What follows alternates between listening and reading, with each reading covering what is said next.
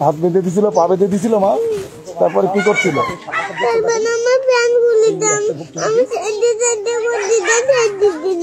School থেকে বাড়ি ফেরার পর বাড়ির পাশে আব্দুল্লাহর বাড়িতে খেলতে যায় 6 বছরের ছোট্ট ইয়াসমিন। এই অবুঝ শিশুটি তখনও বুঝতে পারেনি তার জন্য কি অপেক্ষা করছে। এ সময় বাড়িতে কেউ না থাকার সুবাদে সুযোগ বুঝে মানুষরূপী লম্পট আব্দুল্লাহ তাকে বিস্কুটের লোভ দেখিয়ে ঘরের ভেতরে ডেকে নিয়ে যায়। এরপর খেলার ছলে ছোট্ট ইয়াসমিনের মুখ ও পা বেঁধে পাশবিক নির্যাতন চালায় আব্দুল্লাহ। তোমার খুব কষ্ট হচ্ছিল?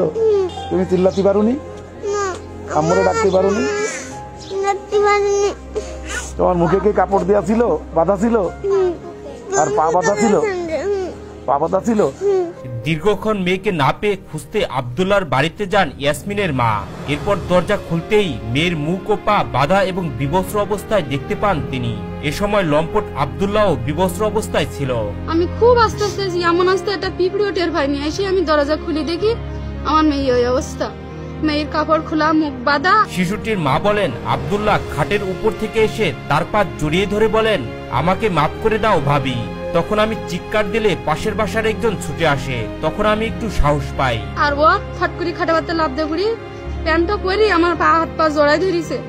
ধরি বলতে ভাবি আমার মাপ করতে, ভাবি আমার মাপ করতে। আমি যখন আমার বাচ্চার ওই বালি দেখেছি আমার বাচ্চাতে মাটি সরে গেছে, আমি যখন নিজে সামলাতে পারছি না, আমার ছেড়ে দে, আমার ছেড়ে দিতে না, আমার বাজাকে ধরে রেখি, আমার বাজাকে ধরে রেখেছে।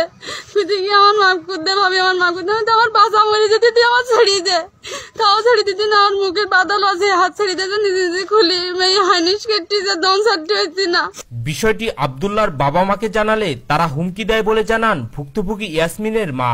বিকেলে ইয়াসমিনের বাবা বাড়িতে আসলে স্থানীয়দের পরামর্শে মেয়েকে সাতক্ষীরা সদর হাসপাতালে ভর্তি করেন তারা। বেঁচে থাকার কোনো অধিকার নেই, এতটুকু শিশুর সাথে নির্যাতন করে চলল সেই মা, তার গায়ে একটা নখের আসর দেয়নি। যাই করে বাইরে এসে আমি বলতে কি মানা জানাজানি না করি, আমি ওর বাপ মা আছে, আমি তাকে ডাকি। আর আমি আস্তে আস্তে ওরা খেতে শ্বশুর গেছি, ওই সাইডে খেত হয়, তা আমি গেছি যে ছোট মা যে কাকা মানে আমার যাওয়ার সময় যে যে এই সমস্যা করেছে আব্দুল্লাহ, তো কি করবা। ছোট মা এসে সোজা আব্দুল্লাহ দেখতে, ও আব্দুল্লাহ ওটা মসজিদে যাওয়া না, যেমন আদির ভাবে ছেলে দেখতেছে, তাহলে কেমন মা। লোমহর্ষক এবং হৃদয় বিদারক এমন ঘটনা ঘটেছে সাতক্ষীরা সদরের ফিংরি ইউনিয়নের বালিথা গ্রামে। আমি খুব অসহায়, আমার বাপ নেই, মারা গেছে খুব ছোটবেলায়, আমার মা ছাড়া আমার কেউ নেই দুনিয়ার পরে। আল্লাহ আমার বাচ্চাটা হয়তো আপনাদের বাচ্চা হলেও হতে পারতো। পরিমাণ করবেন যে যেন ধর্ষকের বিচার হয়, প্রত্যেক মায়ের চোখে পানি। ধর্ষণকারী ফিংরি ইউনিয়নের বালিথা গ্রামে আনার উদ্দিন সর্দারের ছেলে হাফেজ আব্দুল্লাহ সর্দার। সে ধুলিহা গ্রামের বালিকাসা মসজিদের ইমাম। আমার বাচ্চা মরে গেলে আমি কোনে বাঁচাবো? প্রত্যেকটা মায়ের চোখে পানি। দেখো যার সন্তান আছে রক্ত মাংসে মানুষ যে, আমার মনে হয়।